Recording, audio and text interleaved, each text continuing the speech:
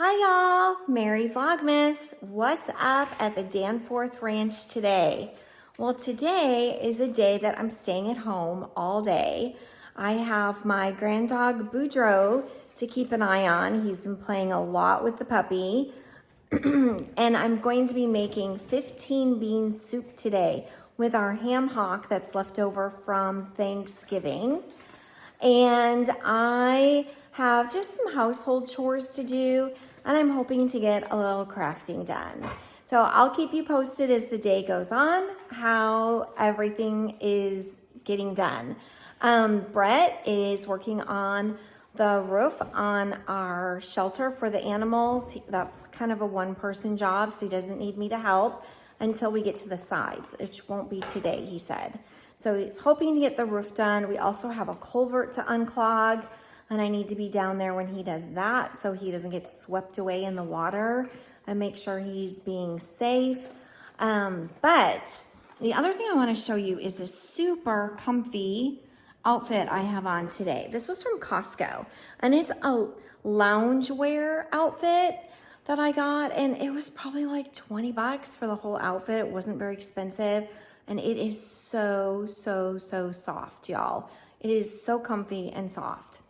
So let's get to the 12 days of Stitchmas box. Yay! Today is day 7. Let's see what's going to be in day 7.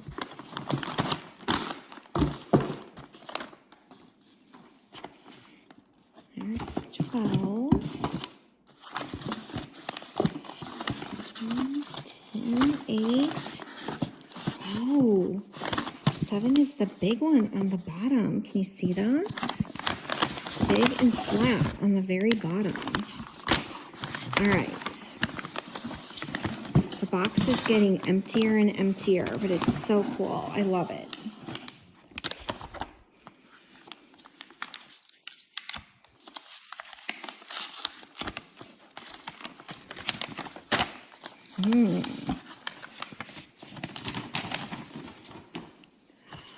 Oh, how fun.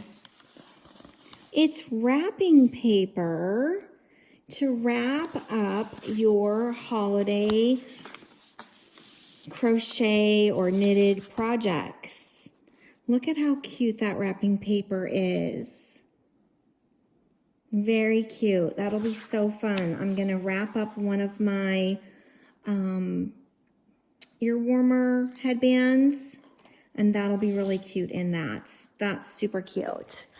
All right, I hope you're all having a great day and getting ready for Christmas and getting all of your shopping done. Do you know that tomorrow is the last day that you can send anything priority mail, and it's guaranteed to get there on time for Christmas Eve?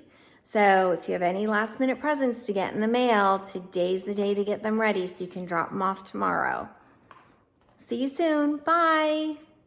I'm going to show you how I make 15 bean soup. It's very quick and easy. You'll be amazed. So what I did is I soaked the beans for 24 hours. So they were soaked for a very long time. I'll scrape all those out in just a minute. Then I drained them and rinsed them, and I'm dumping them in the crock pot. Then I'm putting 2 cans of Rotel.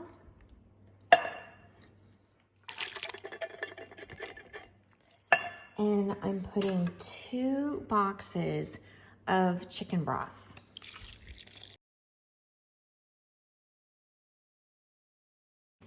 Next, I'm going to add the ham hock. So this ham, I didn't trim all the pieces off completely. As you can see, there's still a good amount of ham on there. And it was left over from our Thanksgiving ham. It ended up being delicious. And then I'm going to also add this Italian sausage. I had made a pound of Italian sausage last night, and we only used half of it in our dinner. So I saved the other half to go ahead and put in our soup for today. So it's getting cold in Texas, so it's a great time to make a big pot of soup, and we'll eat it for a few days. Whenever I cook, I usually cook quite a bit, so then I don't have to cook as often. So I like to meal prep. All right, the next thing I'm gonna add is I have this bag that has frozen shredded zucchini. So I'm gonna go ahead and put the zucchini in it. My soups are always kind of like my one-pot meals. So here's my frozen bag of zucchini. So I just kind of dump everything in. Okay, there's my lump of frozen zucchini. And the next thing I'm gonna put in is I had a lot of peppers from our garden. So I chopped them and froze them. So here's my frozen peppers. So all of that's from our garden. Peppers, zucchini. And then the next thing I put in are some frozen onions. Now those, we didn't have any onions left.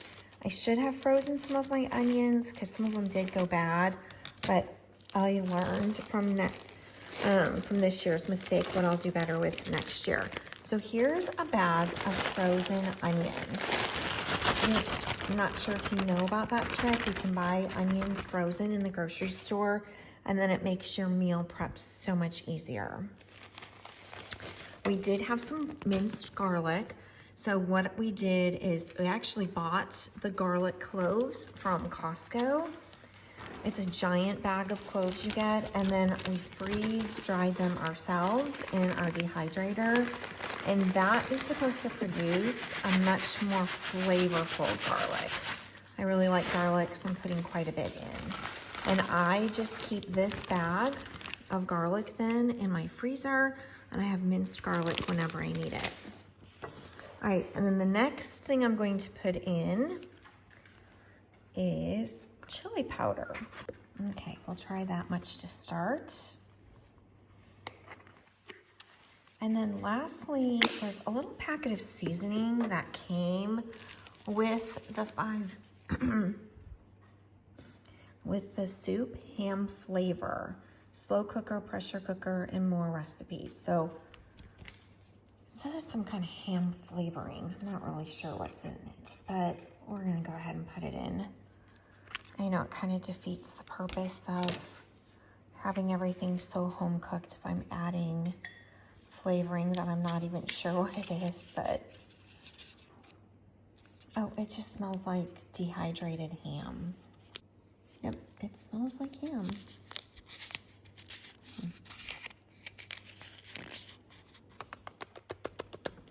Okay. Okay, so next I'm gonna add some lemon pepper. It calls for adding some lemon in it, but I don't have any lemon right now. I have lime, but not lemon. And I'm also gonna add a couple of bay leaves, because whenever you make soup, they always tell you to put a couple bay leaves in. So I'll put that in. And then I also have some thyme that's fresh and left over from our Thanksgiving dinner when I freeze-dried some herbs from that. And then I also have some rosemary that I dehydrated for Thanksgiving, so I'll put some of that in. And then I have this really good Mexican oregano that we bought at the grocery store. So it's just kind of the typical Italian seasoning mix. Rosemary, thyme, oregano, lemon pepper, chili powder, and rotel, garlic, and chicken broth are our main seasonings.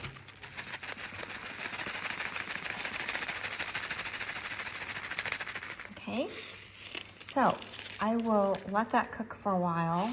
I'm gonna give it a little bit of a stir. Let that cook for a while. I'll taste it and see if I need to add anything else to it. I do have some other squash down in the freezer. If I decide that I want to add some summer squash to it, I can, but having the zucchini in it, I felt like that had a good amount of squash. So remember, I've got peppers, onions, the can of tomatoes, zucchini, lots of seasoning. Oop, yow, that was hot. Ham hock, and I've got Italian sausage. So this should make an amazing soup. My husband is the one who really likes the bean soup. I'm not the biggest fan of bean soup, but my husband loves it. And he's working super hard around a ranch today, so I thought it would be really nice to have some delicious bean soup for him when he gets done working and is ready for some good dinner.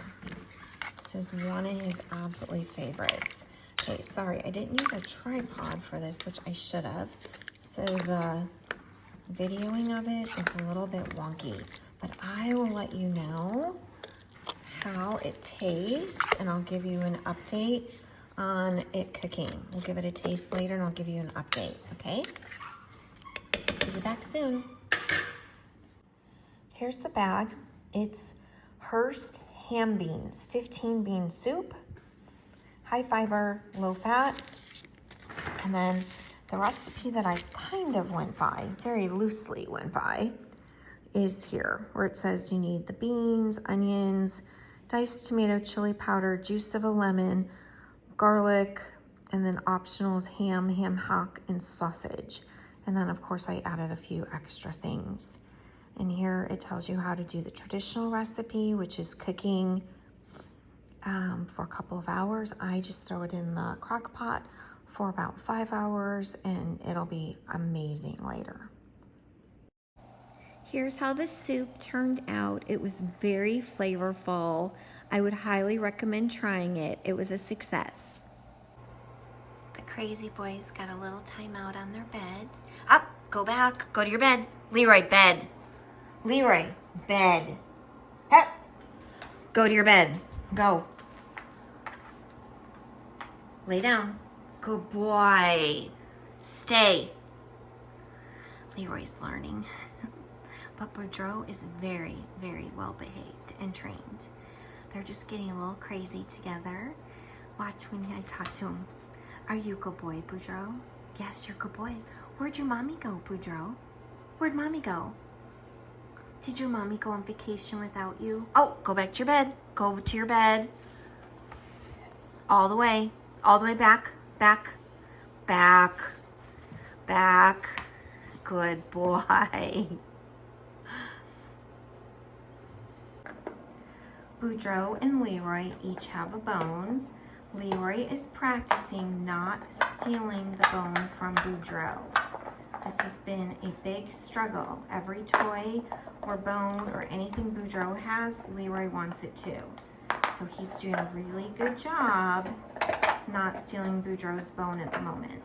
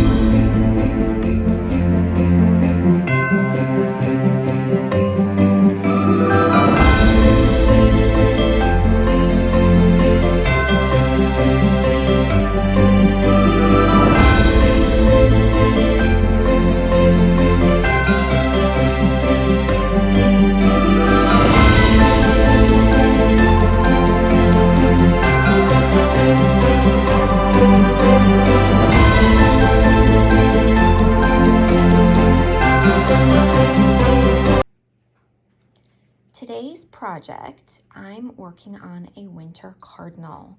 It is a free pattern from Emily Taylor.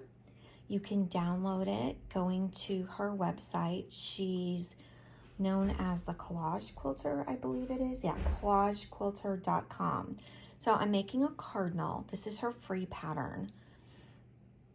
And then over here is the outline of the cardinal. So the first thing I did is I took the cardinal, laid it underneath a piece of parchment paper and traced it.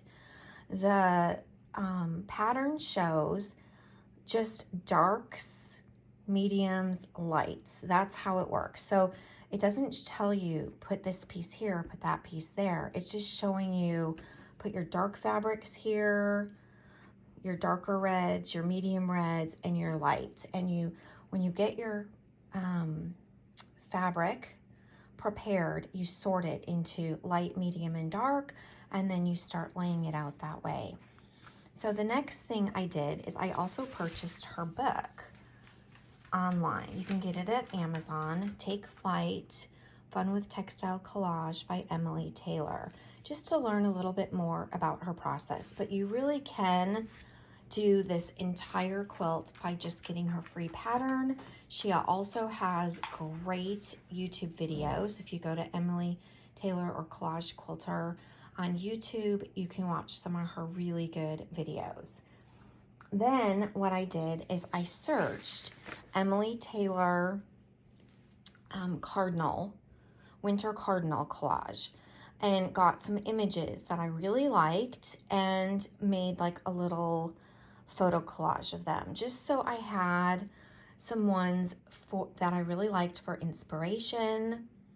You can see this one has a lot of feathers on its chest. This one has a little bit less, but I really liked the way there was like the dark and then here's the medium, and that's how her pattern shows. You've got like darker over here and then lighter. And then this one I really loved, but I think it's a panel with the birch bark trees. And this panel is not available anymore. So I will insert pictures of the two fabrics that I used, but this is one of the fabrics. So it's actually like a tree trunk kind of fabric. And my friend helped me, my friend Vicky, she helped me that if I turned it this way, I could simulate a birch trunk. So I will insert a picture of me working on my cardinal. I took a couple different pictures during the process, and here's my cardinal finished. Now I'm just getting ready to do the background. So what I had to do is every piece of fabric has Steam a Seam 2 light on the back. And when I was working on it, I was placing all of my pieces on the parchment paper, and then I ironed it down without steam. I just ironed it so it would stick together really well onto the parchment paper. Then when I'm finished, I'm going to be taking this parchment paper off before I put it on my background.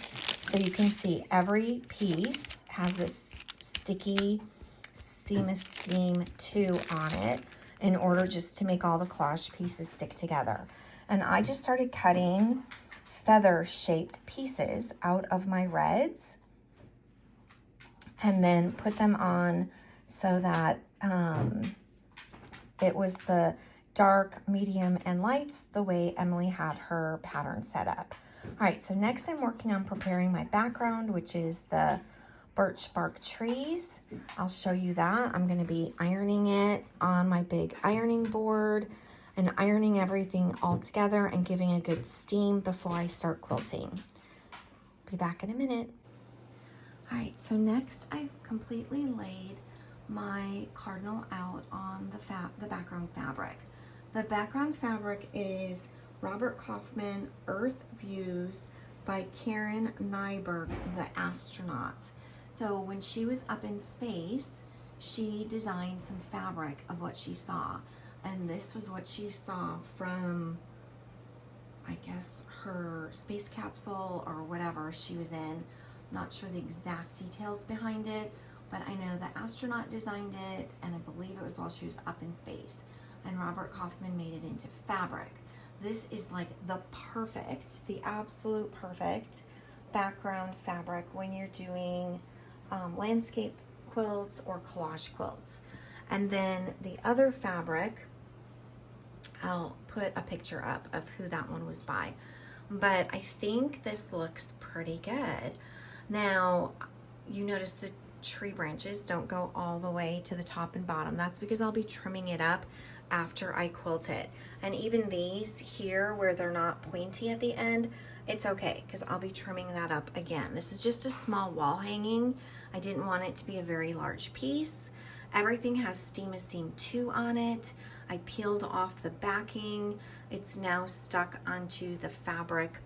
It's just stuck there temporarily. It's not permanently adhered yet. The only thing I had to use glue on is, the teeny tiny eye in the cardinal.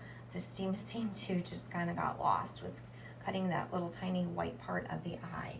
So the next thing I do is I give everything a really good squirt of water, a little mist of water, and then I iron it all down. And then it will be permanently adhered.